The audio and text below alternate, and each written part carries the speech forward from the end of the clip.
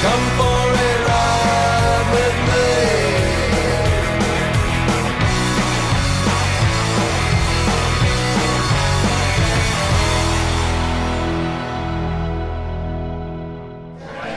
Hi everyone, and welcome to CHB TV. No, this is not Sean Stockman of Boys to Men. I'm Clay Imoo, and I'm here with JJ Guerrero and making her CHB TV debut, Lizz Moffat. It's November the 21st, and the Canucks are in 11th place in the Western Conference. And some hockey people like to say that you can look at the standings at the American Thanksgiving, which is this weekend, and basically anticipate who the playoff teams are going to be at the end of the season by the standings now.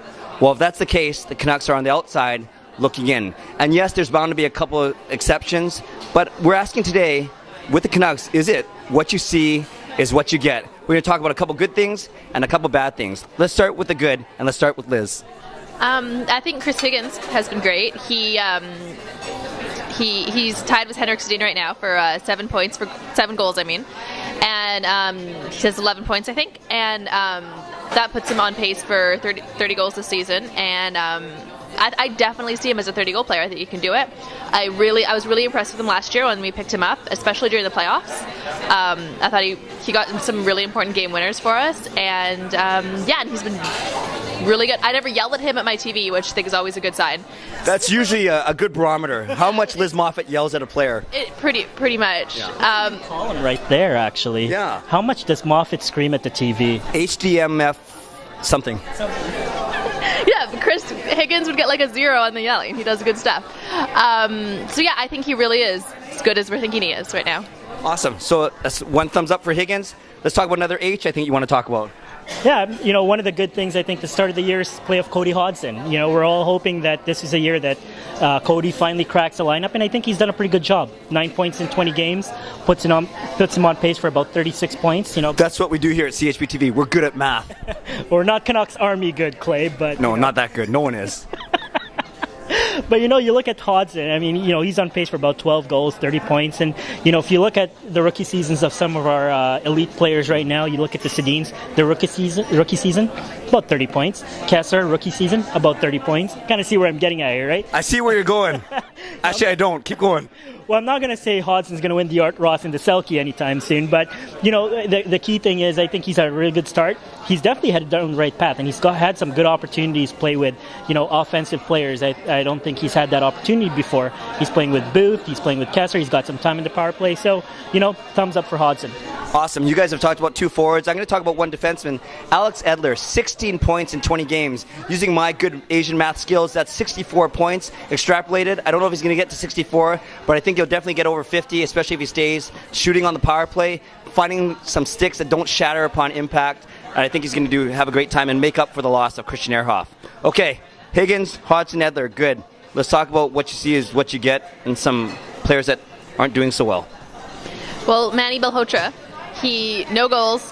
He has 5 assists. He hasn't been bad as yell at him bad, but you don't really notice him there either. So that's not good. I don't. So know. you haven't yelled at him yet, not only a couple times. Okay. It's not. Have you yelled at him, JJ? Oh no, I'm rooting for him because I pledged him the CHB Community Challenge. Nice plug. That's another plug. Anyways, let's stay focused. Back to Malhotra. I really liked him last season, and I don't know if he was like the new guy that took assistant captain and just took leadership, that you just sort of almost overloved him last year, and that's why he's a little bit disappointing to me now. But or if he just hasn't quite come back from his eye injury and he's just not playing up to what he could be. But he's going to have to do something, especially with Mayray coming back. Someone's going to have to move, and I hope it's not him because I really like him. But he hasn't really been putting that much out there so far this year. Good, yes. Definitely some interesting decisions for Coach AV as players come back from injury. And you guys, I feel bad that we're talking about Malhotra in a theme of what you see is what you get. Anyway, let's go to you, JJ. No offense to Manny or anything. No offense at all, please. Well, one thing I want to talk about is the defense. And are the defense as bad as we see them to be? And, I'm kind of half and half of this because, you see guys like Ballard who certainly struggled at the start of the year, but at the same time you see guys like Edler and Salo who I think have exceeded expectations so far. But the one thing about the defense is they just don't seem to be as organized as they were last year. I mean, remember last year the Canucks led the league in goals against, and they're thinking the bottom third of the league this year. So they're a little bit unorganized. They're not giving a lot of help to the goaltenders, Luongo and Schneider. And I don't know if part of that is because they've lost Christian Ehrhoff. And remember, Ehrhoff's one of the guys that could actually skate the puck out of the zone. They don't have that guy this year. Yeah. I know Edler and Salendam produced a lot in the power play, but they don't quite have the same skill that Ehrhoff has in making sure that puck gets out of the zone and onto the forward on the rush. A lot of the Canucks goals this year have come off the cycle. They've come off the power play, not necessarily on the rush, and that's where they were good at last year. So, I'm hoping that, the first 20 games is a bit of a blip for defense. They get their act together, but otherwise, I actually wouldn't be surprised if Gillis makes a move for another defenseman to solidify that group a little bit more. Good. And JJ, just a quick word about the goaltending. Luongo started off relatively slowly. Once again, his goals against is just under 3, save percentage just under .900. Is it what you see is what you get with him? Well, it's funny you mention that because I do have a post coming up on this later on.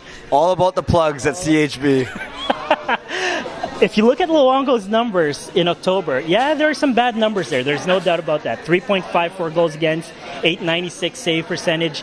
But, the fact is, Luongo actually won more games in October this year than he did last year. And November so far, I know he's only played 6 games, his numbers are better this year than they were last year. So in terms of turning his game around, or, what we think anyway, Luongo playing bad, he's actually getting better. And he's slowly getting to that groove. Hopefully whatever injury he's got right now, he kind of gets past it and just kind of keeps rolling along. Excellent. And I'll talk quickly. You okay? Wow. Well, I know he talked for a long time, but come on.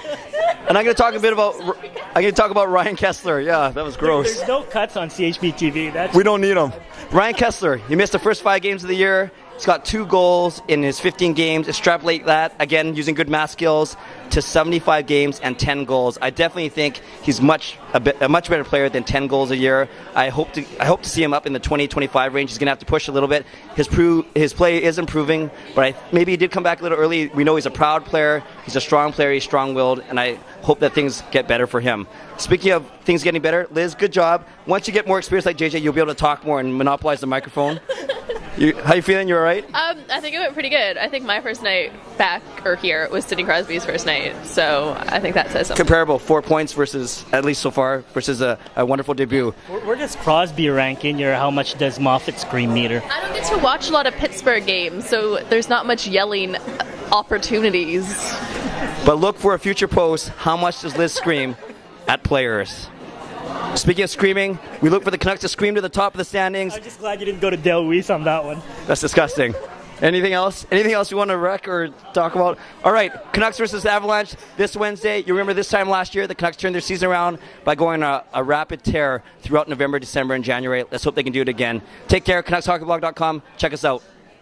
Where does Crosby rank in your how much does Moffat scream meter? I don't get to watch a lot of Pittsburgh games, so there's not much yelling opportunities.